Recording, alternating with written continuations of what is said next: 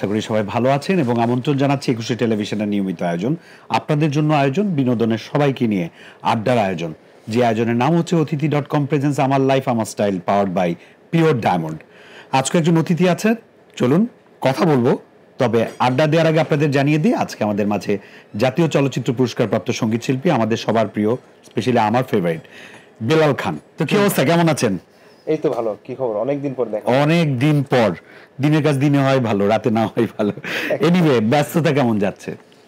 ভীষণ ব্যস্ততার ভেতরেই দিয়ে যাচ্ছি। আসলে ব্যস্ততাই তো সুস্থতা।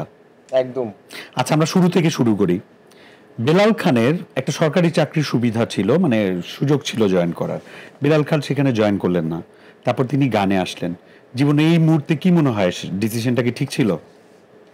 আমার দিক থেকে 100% ঠিক ছিল, কিন্তু আমার ফ্যামিলি মেম্বার, স্পেশালি আমার মা, সে এখনো বলে, আমি জানি না কেন বলে, যে যদি ওই সরকারি চাকরিটা করতে মনে হয় ভালো হতো। আচ্ছা, না এরকমই হয়তো আন্টি, হ্যাঁ আন্টি হয়তো দেখছেন আমাদেরকে এখন। আসলে সব মায়েরাই এমন হয়। আমার মা বলে এগুলো করতেছো ঠিক আছে, কিন্তু একটা চাকরি করো, চাকরি করো, পাশাপাশি একটা চাকরি করো। আর বিয়ে করতে গেলে তো বিশাল ঝামেলা। ছেলে কি করে? ছেলে অ্যাক্টিং করে, মডেলিং করে, সেটা তো বুঝলাম, এমনি কি করে? এটা হলো একটা প্রবলেম। তো খালাম্মার প্রসঙ্গে আসি। খালাম্মা যেহেতু এই ব্যাপারটা অ্যাপ্রিসিয়েট করেননি, কিন্তু ধরো তুমি তো এখন ন্যাশনাল অ্যাওয়ার্ড পেয়েছো 2বার, দেশে বিদেশে ভ্রমণ করো, একটা খুব হেলদি লাইফ আল্লাহ রহমতে, দর্শকদের ভালোবাসায় আল্লাহ রহমতে তুমি লিড করছো। তো এই সুন্দর লাইফটা দেখার পরেও আন্টি ওটা বলেন মানে তার ভাবনার জায়গা থেকে হয়তোবা সে চিন্তা করে, কারণ আশপাশে যা দেখেছে যারা সরকারি চাকরি করে তাদেরকে প্রায়োরিটি দেওয়া হয়, এইটা দেখেই তো আমার আম্মারা হয়তোবা এই কথাগুলো বলে। এমনি তো আলহামদুলিল্লাহ, সে তো এখন যথেষ্ট, আমরা সবাই ভালো আছি আর কি। ভালো থাকাটাই তো আসলে মুখ্য, ওটাই হচ্ছে ইম্পর্টেন্ট। তো যখন ন্যাশনাল অ্যাওয়ার্ড এনে দিছ, তখন তুই তো বলতে পারতা যে সরকারি চাকরি না করলে কি হয়েছে, সরকারি অ্যাওয়ার্ড তো এনে দিছি, এরকম কিছু। আজকে বাসায় গিয়ে বইলো আন্টিকে এই কথাটা। আচ্ছা ঠিক আছে, বলুন। ঠিক আছে, ওকে। সিনেমায় গান তুমি করো, অনেক দিনই হয়ে গেল, এর মধ্যে 2বার ন্যাশনাল অ্যাওয়ার্ড পেয়েছো। তো আমি সিনেমার প্রসঙ্গে যাওয়ার আগে তোমার সলো গান থেকে শুরু করি। তোমার গান গাওয়ার যাত্রাটা শুরু হয়েছে কবে থেকে? গাওয়ার যাত্রা শুরু হয়েছে 2011 ভ্যালেন্টাইনে। আমার প্রথম গান রিলিজ হয়েছে পাগল তোর জন্য। যদিও সেটি সিনেমার গানই, বাট সেই সময়টাতে সিনেমার গান আগে রিলিজ হতো, সিনেমা পরে। তো সেই হিসেবে গাওয়া গান যদি বলি ওটাই, আর ওটা আমার ফার্স্ট গাওয়া গান। আর তুমুল জনপ্রিয়তা পেয়েছিল। আর কম্পোজার হিসেবে আরো 2 বছর আগে, এর আগে আমি বেশ কিছু গান করেছি যেগুলো ওই সময়ের অনেক শিল্পী গেয়েছেন। সেই গানগুলো আলোচিত ছিল কম বেশি। আচ্ছা, ওকে। পাগল তোর জন্য এরকম দুর্দান্ত পারফরমেন্সের পরে অডিয়েন্স যখন, কারণ আমার এখনো মনে আছে যে আমি নায়ক নায়িকার কথা মনে করতে পারবো না এই মুভিটার, কিন্তু গানটা চরম হিট হয়েছে। মানে আমি এখনো অনেক দূর গেতে পারবো। আমি তো সঙ্গীত শিল্পী না, কিন্তু আমিও কিন্তু অন্তরাও গাইতে পারবো এরকম, এত জনপ্রিয় গানটা। তো এরপরে দায়িত্ব নিশ্চয়ই বেড়ে যাচ্ছে। তারপরে তোমার এই যাত্রায় পরপর অনেকগুলো হিট, তোমার চলমান হিট গান আসতেই থাকে। রিসেন্ট একটা গান শখের বসে করেছো নাকি প্রফেশনাল পারপাস আমি জানি না, একটা কভার করেছো। আচ্ছা, ওই যদি আরেক জনম পাইগো, এই গানটি একেবারেই শখের বসে করা। গানটি আমার এক বন্ধু, সে গুনগুন করতো, প্রায় আমার কানের কাছে এসে গুনগুন করে, যখনই দেখা হয় সে ঠিক গায়। তো এর আগে আমি গানটি আসলে অনেক পুরনো গান, আমি খুব বেশি মনোযোগ দিয়ে শুনিনি, হয়তোবা কানে কখনো এসে যায় না কোনো একটা সাউন্ড, এইভাবে এসছে।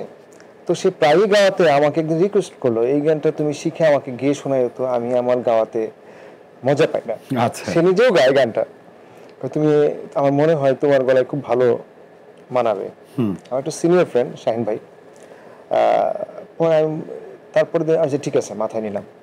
একদিন এরকম অবসর সময়ে এই গানের লাইনটার একটা থাম্বনেল সামনে আসছে ইউটিউবে অথবা আমার মোবাইল স্ক্রিনে, যেটাই হোক, চোখে পড়ছে।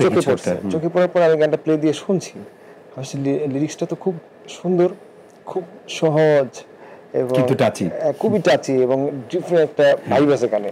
কিন্তু গানটার যে চলমান স্টাইল, মানে যে রিদমে রেকর্ড হয়েছে, আমি সেটা করলাম কি একটু স্লো করে দিলাম আমি গাওয়ার সময়। আমার কাছে মনে হলো যে এইভাবে তো গানটা শুনেছে মানুষ, আমি একটু অন্যভাবে শোনাই। গানটার রিদম সেকশনটা অফ করে দিলাম, গানটার টেম্পোটা একটু স্লো করে দিলাম, জাস্ট পিয়ানো দিয়ে গানটা গাইলাম। তাও এই গানটাও গিয়েছি, অন্য একটা গানের রেকর্ডিং চলছে, একটা হাফ অ্যান আওয়ারের একটা ব্রেক পেয়েছি, মানে যে টাইমে শেষ হওয়ার কথা আগেই শেষ হয়েছে। আচ্ছা, ভাবলাম এই সময়টাতে এমনি একটু গাইতে গিয়ে পিয়ানো বাজাচ্ছিল শাহরুখ, ওকে বললাম যে এই স্কেলটা ধরো, আমি একটু গানটা গাবো। বলছে ভাইয়া গানটা শুনতে ভালো লাগতেছে, আপনি পুরোটা গান আমরা চলেন রেকর্ড করি। এই হাসতে হাসতেই গানটা রেকর্ড করে ফেললাম। রেকর্ড করার পর মোবাইল দিয়ে ভিডিও বানালাম, সেই ভিডিওটা আমার মোবাইলে রয়ে গেল। আমি একটা অ্যাটলিস্ট সোশ্যাল মিডিয়ায় ফেসবুক কিংবা স্টোরিতে দেবো, তো তুমি একটু, আমি গানটা গাই, তুমি ভিডিওটা একটু রেকর্ড দিয়ে রাখো। তারপরে কি মনে করে গানটা প্রথমে ফেসবুকে ছাড়লাম, রাতে ছেড়ে জাস্ট আমি সকালে একটু চেক আউট করতেছি যে কি দাঁড়াচ্ছে, মানুষ গানটা কিভাবে নিল। সকালে দেখি কি প্রচুর পরিমাণ শেয়ার হয়ে গেছে গানটা, হিউজ কমেন্ট, সব কমেন্ট পজিটিভ, সবাই খুব অ্যাপ্রিসিয়েট করছে। তারপরে 2-4 জন আমাকে বলছে গানটা ইউটিউবে দাও, কারণ ইউটিউবে তো তোমার একটা যেহেতু নিজের একটা চ্যানেল আছে, প্ল্যাটফর্ম আছে, গানটার পারমিশন নিয়ে করা না। দেন আমি গানটার যে মূল শিল্পী তাকে, তার নাম্বার কালেক্ট করে তাকে কল দিলাম, সেও খুব অ্যাপ্রিসিয়েট করলো, বললো যে ঠিক আছে, আচ্ছা আমি অনুমতি দিয়ে দিলাম। আমি অনুমতিটা নিলাম, কিন্তু গানটার যে গীতিকার সুরকার তাদেরকে খুঁজে পাচ্ছিলাম না। এই ভিতর দিয়ে গানটা দেখি প্রচুর পরিমাণে আস্তে আস্তে নেটিজেনদের মাঝে, হ্যাঁ প্রচুর কমেন্টস আসছে। ইউটিউবে ছাড়ার পর থেকে মানে অল্প কয়েকদিনের ভিতরে গানটা ফেসবুক রিলস এবং টিকটকের শর্টসে ঢুকে গেছে, এবং টিকটকে গানটা ট্রেন্ডিংয়ে চলে আসছে। তারপরে খুঁজে খুঁজে বের করলাম গানটার যে গীতিকার, উনি আমিনুল ইসলাম, থাকেন গাজীপুরের একদম প্রত্যন্ত অঞ্চলে, খুবই সিম্পল একটা মানুষ, খুব সাদাসিধে লাইফ লিড করে, একদম অজপাড়া গ্রামের এই ঢাকার চাকচিক্য শহরে আধুনিক কিচ্ছু বোঝে না সে। তাকে ফোন দিয়ে বললাম যে এরকম একটা ঘটনা ঘটে গেছে, আপনি কি গানটা শুনেছেন? কয় না তো শুনি নাই, আমাকে একটু লিঙ্ক দেন অথবা কোথায় পাবো। তাকে বললাম, সে শুনলো। তারপর তাকে ঢাকা নিয়ে আসলাম, তার থেকে অফিসিয়ালি একটা কি যে অফিসিয়াল যে অনুমতি সেটা নিলাম। নেয়ার পর তারপরে গানটা আমি প্রাউডলি শেয়ার দিচ্ছি, মানে উইথ ক্রেডিটস, অরিজিনাল ক্রেডিটস। তারপর থেকে টিল নাও প্রতিদিন কোনো না কোনো টেক্সট মেসেজ কিংবা ফিডব্যাকটা আসতেছে আমাকে। এখন হটকেকের মতো দর্শক শ্রোতারা আসলে ডুবে আছে এটাতে। দর্শক, এই মুহূর্তে আমরা যখন এই সেটে শুটিং করছি, ঠিক তার আগ মুহূর্তে 1 কোটি মানুষ আমাদের বেলাল ভাইয়ের ইউটিউব চ্যানেলে দেখেছেন। ফেসবুকেরটা আমি এখনো জানি না, ফেসবুকেরটা আমি জেনে নিব না। কিন্তু এই যে দর্শকদের ভালোবাসা, এই মুহূর্তে অনেক শ্রোতারা আছেন যাদের মধ্যে অনেকে গানটা শুনেছেন, অনেকে তোমার কণ্ঠে শুনেননি। তাদেরকে কি তোমার বঞ্চিত করাটা উচিত হবে? 2টা লাইন শোনানো উচিত না এখন? আচ্ছা, তার আগে আমি এই গানটির যে মূল শিল্পী SM শরৎ এবং গানটির যে মূল যে রচয়িতা আমিনুল ইসলাম সম্পর্কে অনেকেই জানে না। সে খুবই একজন মানে ব্যাকফুটেড মানুষ। তার আমি নতুন আরো কয়েকটি গান তার থেকে নিয়েছি, আনরিলিজ গান, সেগুলো নতুন করে গাওয়ার চেষ্টা করছি, সেগুলো আসবে। তাদের নামটা, আমিনুল ইসলামের নামটা এই কারণেই আমি একটু স্পেশালি মেনশন করলাম, তার গানটা যত পরিমাণ ভাইরাল হয়ে গেছে, সারা দেশের মানুষ কিংবা দেশ বিদেশেও তার গান শুনে কিন্তু তাকে সে একদম অন্তরালের মানুষ, এই কারণে তার নামটা বারবার বলছি। যাই হোক, আমি একদমই ছোট করে একটু গাই। হে জনমে তুমি হলে প্রেমের নামে শুধু ভেঙে দিলে মন, বিধির কাছে সবই কইব, যদি আর এক জনম আমি পাই গো, সে জনমে তোমাকেই চাই গো, যদি আর এক জনম আমি পাই গো, সে জনমে তোমাকেই চাই গো। হারিয়ে গিয়েছিলাম। এই গানটার একটা বিশেষত্ব আছে, মানে গানটা যখন আমি তোমার কণ্ঠে শুনছিলাম ইউটিউব থেকে এই কিছুক্ষণ আগে, আমাদের শুটিং এর আগে, তো আমার কাছে মনে হচ্ছিল খুব ফেমাস কোন একটা গানের তুমি কভার করেছো। আদৌ এই গানটা অনেক ফেমাস কিনা আমার জানা ছিল না, এবং আমি কিন্তু গানটা তুমি যেটা বললে এত সরল কিন্তু ক্যাচি, আসলেই এটা অনেক সরল এবং ক্যাচি, এই জন্য খুব ভালো লাগছিল। আচ্ছা, এই প্রসঙ্গে কত টাকা কামাইছো এগুলো বলার কোনো সময় নেই, কারণ ভিউ বাড়ছে, ভিউ বাড়া শেষ হোক, পরে তোমাকে আমি ফোন করে জেনে নিব। জীবনে প্রথম নিজের গান করে, সেটা হোক যে কোনো প্ল্যাটফর্মে, প্রথম গান থেকে কত টাকা কামাই করেছিল? 6,000 টাকা। পাগল তোর জন্য এর আগে? আচ্ছা, আমি গেয়ে না, আমার প্রথম গান তো আমি এজ এ কম্পোজার হিসেবে গে স্টেজ যেটা প্রথম ছিল সেটা যদি স্টেজ প্রথম হয় তাহলে স্টেজ ডেফিনেটলি। এর আগেও তো আমি স্টেজ করতাম, প্রচুর স্টেজ করতাম। হ্যাঁ, তাহলে প্রথমটাই বলো। 200 টাকা। 200 টাকা, ওকে। আমার ইউনিভার্সিটির বড় ভাই ছিলেন, সে তখন ধুমে শো করতো, রবি প্লাবন। তো রবি ভাই একদিন আমাকে বলতেছে যে টিএসসিতে আমরা আড্ডা দিতাম, সে গান ধরতো, সাথে আমি একটু সাপোর্ট দিতাম, কখনো কখনো তার লিরিক্স মনে না থাকলে আমি গেয়ে উঠতাম, পরে অথবা অনুমতি নিয়ে ভাই আমি এই গানটা একটু গাই, ভালো তবলা বাজাইতো, পরে বলতো যে গা। তো এরকম সে আমাকে জানলো যে আমি গান গাইতে পারি, কয় শোন আমি মাঝে মাঝে শোতে যাই, তুই আমার সাথে যাবি। মানে জানতাম না যে কি, আমি ভাবতাম একটু দেখি, অভিজ্ঞতা নেই।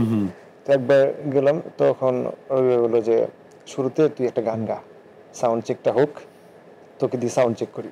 আচ্ছা, তো ওয়ার্ম আপ সিঙ্গার হিসেবে আমি প্রায় রবিবার সাথে এই যাওয়া শুরু করতাম। কখনো কখনো গায়ে হলুদের প্রোগ্রামে কখনো কখনো টায়ার্ড হয়ে যেত গাইতে গাইতে উনি, তখন আমাকে দিত 2-1টা গান গাওয়ার লেগে। তারপরে কোনো কোনো ঢাকার বাইরে কিংবা ঢাকার ভেতরে অনেক স্টেজে রবি আমাকে নিয়ে যেত।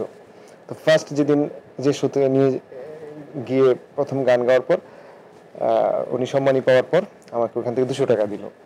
এটা নিয়ে, এটা তো সম্মান। আরে 200 টাকা যে কোথায় গিয়ে ঠেকবে কে জানে, নিবে আরো বাড়ুক। অনেক ভালো থাকো। একটা সময় ছিল যখন মানুষের জনপ্রিয়তাটা বা গানের ব্যাপ্তিটা ছড়াতো সিডি ক্যাসেট এগুলোর মধ্য দিয়ে, তুমি ওটা পেয়েছো। আর এখনকার ডিজিটাল যুগে নেটিজেনরা কি বলে সেটার উপরে ভিত্তি করে আমরা ঠিক করি যে একটা মানুষ কত জনপ্রিয়। কোনটা বেশি উপভোগ করো, তখনকার সিডি বা ক্যাসেটের সেই জমজমাট উন্মাদনা, নাকি বর্তমানে ভিউর আধিক্য বা জোয়ার? দুই ধরনের মানে প্রতিক্রিয়া। তবে আগের প্রতিক্রিয়াটা বেশি অ্যাট্রাকটিভ ইন এ সেন্স যে আগে টাকা দিয়ে, পকেট থেকে টাকা দিয়ে একটা সিডি কিনতো, সেই সিডিটা বাসায় এসে সিডি প্লেয়ারে নিজের মতো করে গান শুনতো। 10টা গান শুনে যে গানটা তার ভালো লাগতো সেই গানটা সে আবার রিপিট করতো। আবার গান শোনার সাথে সাথে সিডির কভারটা খুলে সে এখানে গীতিকারের নাম, সুরকারের নাম, শিল্পীর নাম, অনেক কিছু চেক করতো। তো এতে করে হতো কি, যারা গান শুধু শ্রোতারা খুব শ্রোতাদের মানে সম্যক একটা ধারণা তৈরি হতো এবং গানটা অনেক বছর মনে থাকতো। হ্যাঁ, এবং তারা বলতেই পারতো এই গানটার শিল্পী অমুক, এই গানটার গীতিকার অমুক, সুরকার অমুক, এই অমুক কোম্পানি থেকে রিলিজ হয়েছে, সব ডিটেলস তার নখে মানে মাথায় থাকতো। কিন্তু এখন যেটা হয়েছে, এখন গান পপুলার হয়, বিশেষ করে আমার খারাপ লাগে, হয়তো আমি 2টা সময় পেয়েছি, অনেকে আমার ভয়েসটাকে বুঝতে পারে, কিন্তু নতুন অনেক উঠতি জেনারেশনের অনেক সিঙ্গাররা এসছে যারা ভালো ট্যালেন্ট, কিন্তু তাদের ব্র্যান্ডিংটা ঠিক মতো হচ্ছে না। কারণ তার গানটা কোথায় কোন মাধ্যমে কোথায় টিকটকের একটা সাউন্ডে একটা রিলসে ইউজ হচ্ছে, সেইখানে না থাকে অনেক সময় প্রপার ক্রেডিট, অনেক সময় এগুলো থাকার সুযোগও থাকে না। সে গানটা জনপ্রিয় হচ্ছে কিন্তু ব্যক্তি মানুষটা কেউ চিনছে না, জানছে না। তো এতে করে হচ্ছে কি, মানে সে তো অনেক গানের মানুষগুলো হয় কি অনেক কিছু ছেড়ে দিয়ে গান করতে আসে, সে এখান থেকে তার তো একটা লাইফ আছে, তার একটা ফ্যামিলি আছে, তো তার তো প্রপার ইনকাম লাগবে। তো সে এগুলো থেকে বঞ্চিত হতে হয় কি, একটা পর্যায়ে গিয়ে এই নতুন জেনারেশন, অনেকের কথাই বলছি, সবার কথা না, তো অনেকে এখান থেকে মানে রিদম ফেল করে চলে যাচ্ছে, ব্যাকফুটে হয়ে যাচ্ছে, অথবা কোনো কিছু না পেলে যেটা হয়, শখটা কতদিন থাকে, একটা পর্যায়ে গিয়ে তো এটা প্রফেশনাল একটা জায়গায় নিয়ে আসতে হয়, আর্থিক সুবিধাটা না পেলে তো সে করতে পারছে না, তো অনেক ট্যালেন্ট হারিয়ে যাচ্ছে। তো আমার কাছে সবকিছু মিলিয়ে যদি বলি, তাহলে সিডি কিংবা ক্যাসেটের যে সময়টা, সেটা অনেক এফেক্টিভ ছিল। রাইট, আমি তোমার সাথে একমত। দর্শক বন্ধুরা, আমরা আছি বিলাল খানের সঙ্গে, আর আপনারা আছেন আমাদের সঙ্গে। থাকুন, দেখা হচ্ছে ছোট্ট একটা ব্রেকের পর। বেশরম বেহা, কি মজা এই বাসায়, রাত হলে আসতে হয়, চেয়ার আছে চেয়ারে বস, এত কিছু থাকতে আমার কাছেই কেন আসতে হবে? আয়, আজকে তুই ঘরে আয়। এই যে চলে আসছে আমার হিরো। কোথায় আমার হিরো, কোথায়? এই যে আমার হিরো। 10 ঘন্টা সুরক্ষা হিরো মশার কয়েল, দ্রুত ও শব্দহীন মশা নিধনকারী কয়েল। ব্রেকের পর আপনাদের সবাইকে আবারও স্বাগত জানাচ্ছি একুশে টেলিভিশনের নিয়মিত আয়োজন, আপনাদের জন্য আয়োজন, বিনোদনের আয়োজন, অতিথি.com প্রেজেন্স আমার লাইফ আমার style, powered by pure diamond. আমাদের আজকে অতিথি হিসেবে উপস্থিত আছেন সঙ্গীত শিল্পী বিলাল খান। চলুন কথা বলি তার সঙ্গে। বিলাল ভাই, একটা সময় তো ছিল প্রিয় শিল্পীদের কাছে দর্শকরা ভক্তরা চিঠি লিখতো, এরকম চিঠি পাওয়ার কোনো অভিজ্ঞতা কি আছে জীবনে? হ্যাঁ আচ্ছা, আছে। মানে একদম বলার মতো কি কোনো ঘটনা আছে এরকম? বলার মতো ঘটনা আমার তখন কেবল হয়তো বা একটা কি দুটো গান প্রকাশ পেয়েছে। পাগল তোর জন্য পরে আমার ফার্স্ট সোলো যে অ্যালবামটা, সেটা প্রকাশ পাওয়ার পর তখন অ্যালবামে যেটা হতো ওই কি বলে মেল অ্যাড্রেস দেওয়া থাকতো, আর কোম্পানির পক্ষ থেকে একটা অ্যাড্রেস দেওয়া থাকতো। মতামত জানানোর সময় অনেক সময় কোম্পানি করতো কি তাদের মতো করেই কিছু সিডি কালেক্ট করার জন্য কিংবা দেশ বিদেশে যারা এই কোম্পানির অ্যাড্রেসটা দেওয়া থাকতো সিডির গায়ে সুন্দর করে লেখা থাকতো। তো আমার ফার্স্ট অ্যালবাম রিজার্ভেশন থেকে প্রকাশ পেয়েছিল। তো তো ওখানে কন্টিনিউ যাওয়া আসা করতে হতো নতুন গানের জন্য কিংবা আগের অ্যালবামের খবর টবর কি প্রমোশনাল অনেক ধরনের। অ্যালবাম প্রকাশের কিছুদিনের মধ্যে আমাকে বললো যে তোমার অনেকগুলো লেটার এসছে, এগুলো একটু নিয়ে যাবে যাওয়ার সময়। আমি বললাম আমাকে কে লেটার লিখবে? পরে এগুলো নিয়ে যাবো সবগুলা, অনেকগুলো। পরে বাসায় গিয়ে দেখি এরকম কার কি ভালো লাগে মন্দ লাগে শেয়ার করছে। তো যেহেতু আমার কোনো অ্যাড্রেস দেওয়া নাই, কোম্পানির অ্যাড্রেসে আমাকে অ্যাড্রেস করে লিখেছে। আচ্ছা, হাউ সুইট।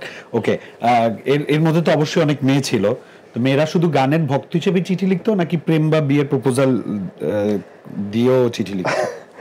ইন্টারেস্টিং হলো, আমি বিয়ে করেই তো আমার ক্যারিয়ার শুরুটা বিয়ের পর থেকেই শুরু।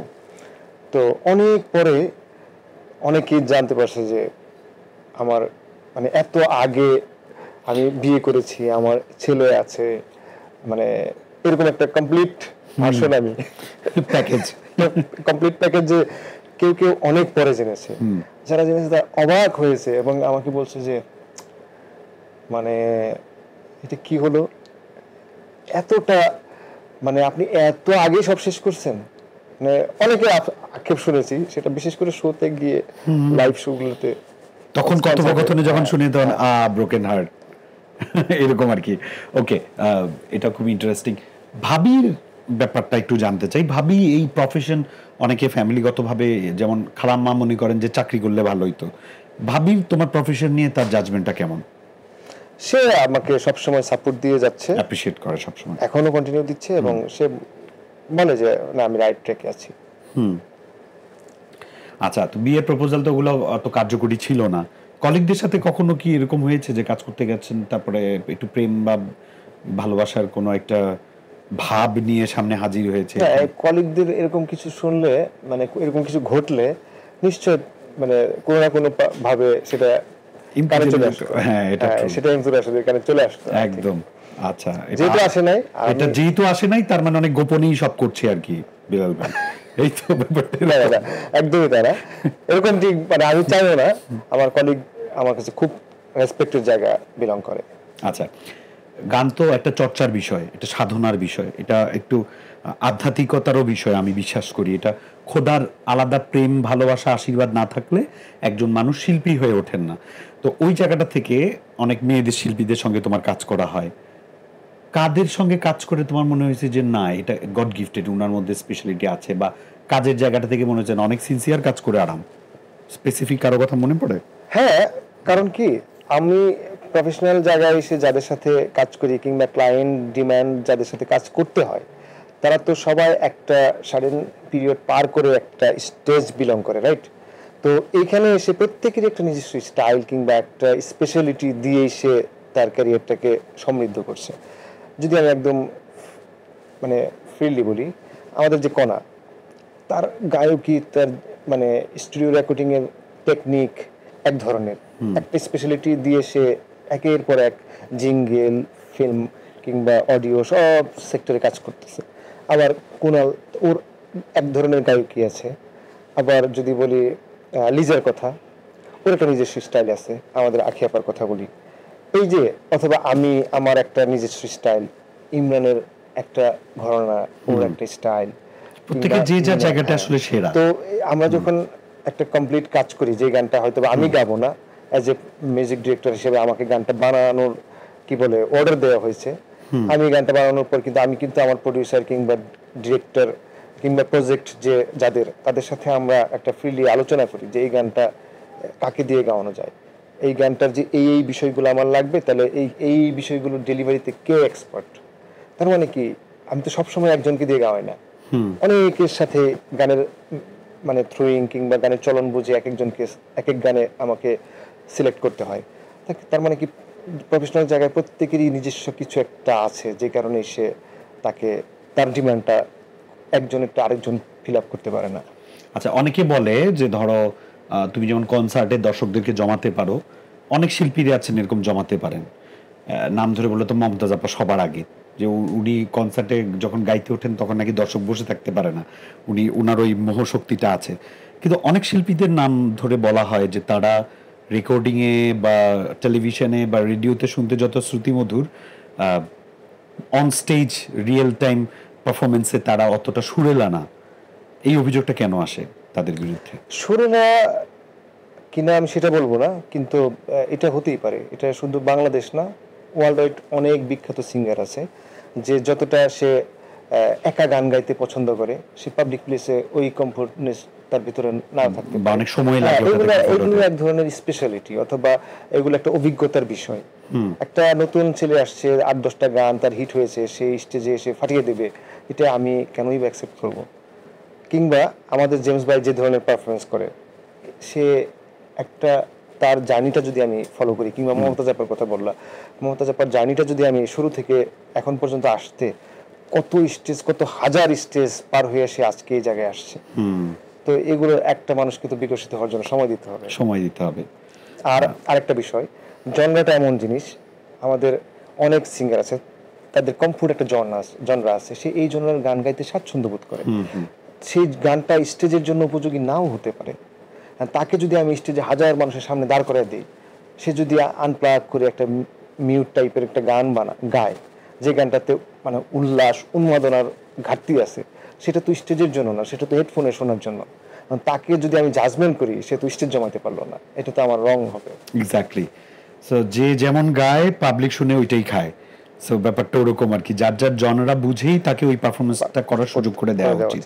এক্স্যাক্টলি। আমি এলটন জন স্যারকে লন্ডন থেকে আইনা যদি বলি আপনি এখানে মরার কোকিলে গান, তাহলে তো হবে না। ব্যাপারটা এরকম। ন্যান্সি কনা, দুজন দুই ঘরানার, এর মধ্যে কাকে তোমার, যদিও জানি তোমাকে ডিপ্লোম্যাটিক উত্তর দিতে হবে, শিল্পী সত্তার জায়গা থেকে তো কাউকে সেরা বলা যায় না, কিন্তু গানের ফরম্যাটের ধরন দেখে কাকে বেটার মনে হয় তোমার? মানে একটা শিল্পীর তো শুধু গান গাওয়া না, আর অনেক শিল্পী সুলভ গুণাবলী সমন্বয়ে একটা মানুষ যদি জাজমেন্ট করতে হয়, তাহলে তো আমাকে অনেক কিছু মিলিয়ে জাজমেন্ট করতে হবে, সেই জায়গায় কোনা আমার ফেভারিট। আচ্ছা, ওকে, নাইস। একটা ইম্পর্টেন্ট প্রশ্ন, এই যে তুমি লেজার ভিশনের কথা বলেছো, অসংখ্য না, হাতে গোনা কতগুলো লিডিং অডিও কোম্পানি ছিল যারা এখন ভিডিও কোম্পানিতেও চলে এসেছেন, কিন্তু ওরা একটা বিশাল ইনভেস্টমেন্ট নিয়ে প্রত্যেকটা শিল্পীকে ওনারা পেট্রোনাইজ করে আমাদের অডিও ইন্ডাস্ট্রিটাকে দাঁড় করিয়েছেন। বর্তমানে তোমাদের প্রত্যেকটা শিল্পীর একটি ইউটিউব চ্যানেল আছে এবং তুমি চাইলেই একটা ভিডিও করে সুন্দর একটা গান ভালো বাজেট দিয়ে মিউজিক ভিডিও করে আপ দিতে পারছো, এবং কন্ট্রোলটা নিজের হাতেও এখন রাখা যায়। তখনকার আর এখনকার সুবিধা অসুবিধাটা যদি তুমি বলতা, শিল্পীর জায়গা থেকে তুমি কতটুকু দেখো আর কি?